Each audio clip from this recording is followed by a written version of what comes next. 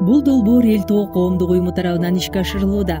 Ага жалпысынан Нарын облусунан 4, Ысык Көл облусунан 10 айыл кирген. Иш-чарага төздөн-төз дээрлик 500дөн ашык адам катышкан. Долбоордун өзөгүн түзгөн пермакультура сөзү эмнени түшүндүрөт? Пермакультура бул англис тилинен которгондо туруктуу айыл чарба деп эсептелинет. Долбоор 4 багытта иш алып барат. Климаттын өзгөрүшүнө ыңгайлашуу, экономикалык жактан элдерге жардам берүү, экологиялык көйгөйдү алдын алуу жана биологиялык ар түрдүүлүктү сактоо, азык-түлүк коопсуздугу жана тамак аш ар түрдүүлүгү.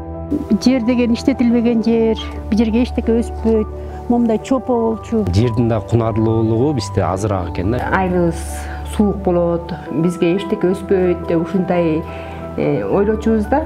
Долбоорго тартылган жер адистери катышуучуларга пайдалуу маалыматтарды берип, жыйынтыгында түшүмдүүлүк кыйла жогорулаган. Эл Тоо уюмунун пермакультура боюнча 3 жылдан бери окуп атабыз да. Көп нерсени айдап өстүрсөк болот экен. Эксперимент кылып болгон жемиштерди айдап көрдүк. Долбоордун арты менен 7000ге жакын жаш балдар рационун жакшырткан.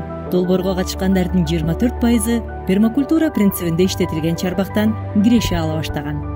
Биз окугандан бери биопрепараттарды колдонгонду үйрөндүк. Мен толук кандуу үйрөнүп алдым да. Анан тегерекке дагы кошуна колонго дагы үйрөткөнгө аракет кылып атам. Долбоордун алкагында дыйкандар жер иштетүүнүн сырларын өздөштүрүүгө жетишкен. Себеби сапат жана көлөмгө басым жасоо маанилүү экенин аңдап түшүнүшкөн. Эл Тоо уюмуна киргени витаминге бай болгон жер жемиштерди отургузуп, биогумустагы малдын кыгында колдонгонго аракет кылып атабыз. Эл Тоо коомдук уюму тарабынан жүзөгө ашырылып жаткан долбоордун алкагында Ысык Көл облусунун Бөкөнбаев айылында мектеп бакчасы түзүлгөн.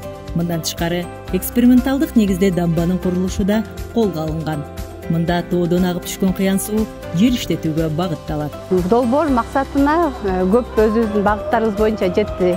Жашчылардын түрүн өстүрүп калышты да. 20% долбоордун аялдар биогумус өндүрүп сатып атышат. Айыл элдери ошо кургакчылыкты сезип, суунун жетишпегендиги жөнүндө ойлонуп башташты деген өңүттү да.